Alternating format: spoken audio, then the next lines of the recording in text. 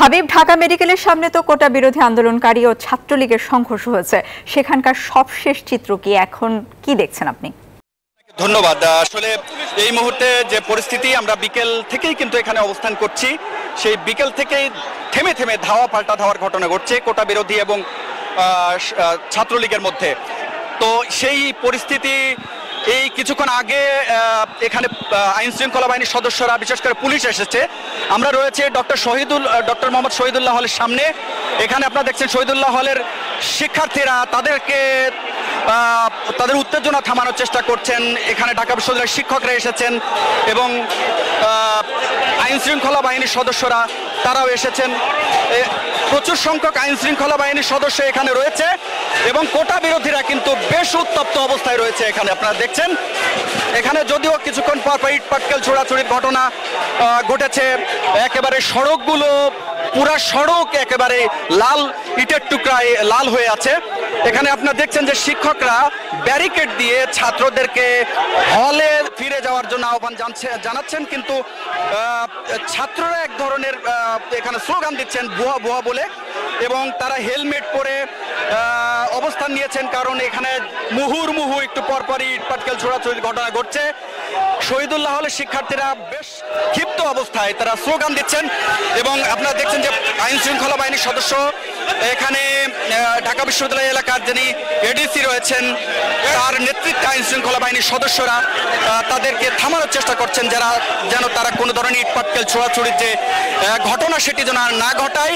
আপনারা জানেন যে কোটা আন্দোলনের যে পরিস্থিতি, গতকাল রাত থেকে কিন্তু ঢাকা বিশ্ববিদ্যালয় উত্তপ্ত হয়ে ওঠে। আজকে দিনভর থেমে থেমে ধাওয়া পাল্টা দেওয়ার ঘটনা ছাত্রলীগের সাথে ঘটেছে। সবার হাতেই ইট পাটকেল, লাঠি সোঁটা, রড এবং নানা ধরনের দেশীয় অস্ত্রপাতি রয়েছে। আমরা একটু আমার পেছনে দেখাতে চাই আমাদের ক্যামেরা পার্সনকে নিয়ে, যেখানে আইন শৃঙ্খলা বাহিনীর সদস্যরা বেশ সাজোয়া যান নিয়ে তারা এখানে অবস্থান করছেন। আপনারা দেখছেন যে এখানে কি পরিস্থিতি।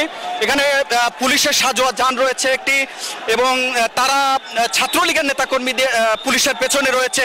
তারা তাদেরকে এখান থেকে পিছু হটার জন্য, যার যার অবস্থানে ফিরে যাওয়ার জন্য অবস্থান করছে। তবে দিনভর কিন্তু এই যে আইন শৃঙ্খলা বাহিনীর এই যে শান্তিপূর্ণ অবস্থান, ছাত্রদেরকে এই সংকট নিরসনের জন্য আইন শৃঙ্খলা বাহিনীর যে দৃশ্যমান ভূমিকা, এটি কিন্তু দিনভর আমরা লক্ষ্য করি নাই। তবে এখন তারা চেষ্টা করছেন যে আর যেন কোনো ধরনের অপ্রীতিকর ঘটনা না হয়। বলে রাখি যে কিছুক্ষণ আগে ঢাকা মেডিকেলে ছিলাম, সেখানে ঢাকা মেডিকেলে দেখেছি অসংখ্য শিক্ষার্থী, কোটা আন্দোলনের যারা শিক্ষার্থী ছিলেন তারা আহত হয়েছেন একের পর এক। তারা রিক্সায় করে, অ্যাম্বুলেন্সে করে ঢাকা মেডিকেলে আসছেন এবং তারা কিন্তু অনেকেই চিকিৎসা না নিতে পেরে ফিরে যাচ্ছেন। এই হচ্ছে অবস্থা, সামগ্রিক পরিস্থিতি। এখানে আইন শৃঙ্খলা বাহিনীর ঊর্ধ্বতন কর্মকর্তারা রয়েছেন। আর তবে মোটামুটি বলতে গেলে এখন কিছুটা পরিবেশ স্থবির হয়ে এসেছে। তো এই ছিল মোটামুটি ঢাকা বিশ্ববিদ্যালয়ের এবং ঢাকা মেডিকেল কলেজের সামনের সামগ্রিক। আমাদের আরেক সহকর্মী রয়েছেন মাসুদ আল অবনী, আমাদের অপর প্রান্তে এই আন্দোলনকারী শিক্ষার্থীদের খবরাখবর তিনিও সংগ্রহ করছেন।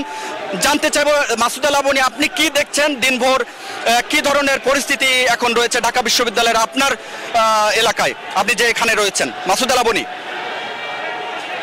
একটু দেখানোর চেষ্টা করব যে যদি দেখাই যে এখানে যে পুলিশের যে সাজোয়া যান, সেই সাজোয়া যান নিয়ে পুলিশের সদস্যরা এখানে এসেছেন এবং এখন থেকে 10 থেকে 15 মিনিট আগে তারা কিন্তু এখানে আসেন এবং এখানে শতাধিক পুলিশ সদস্য আছেন। এবং আমি একটু দেখানোর চেষ্টা করব যে এখানে যে ঢাকা মেট্রোপলিটন পুলিশের যুগ্ম কমিশনার বিপ্লব কুমার সরকারের নেতৃত্বে এখানে পুলিশ সদস্যরা আসেন এবং এখানে আসার পরে কিন্তু একটি মুখোমুখি অবস্থা এবং পুলিশের পক্ষ থেকে প্রস্তুতি নিয়ে রাখা হয়েছে। এবং এই যে মুখোমুখি অবস্থা, ধাওয়া পাল্টা ধাওয়া, এটি কিন্তু বিকাল 5টার দিকে শুরু হয় এবং বিকাল 5টা থেকে এখন পর্যন্ত কিন্তু যে ধাওয়া পাল্টা ধাওয়া এটি চলছে এবং পুলিশ এখানে আসার পর পরিস্থিতি তাদের নিয়ন্ত্রণে নেওয়ার চেষ্টা করছেন, কিন্তু সেটিও আসলে এখন পর্যন্ত নিয়ন্ত্রণে আসেনি। এবং বিকাল 5টা থেকে ঠিক এখন পর্যন্ত দফায় দফায় যে ধাওয়া পাল্টা দেওয়া, সেই পাল্টা দেওয়ার ঘটনা ঘটছিল এবং পুলিশ কিন্তু এখন থেকে ঠিক 15 থেকে 20 মিনিট আগে এখানে আসেন এবং এই যে পুলিশ আসার পরে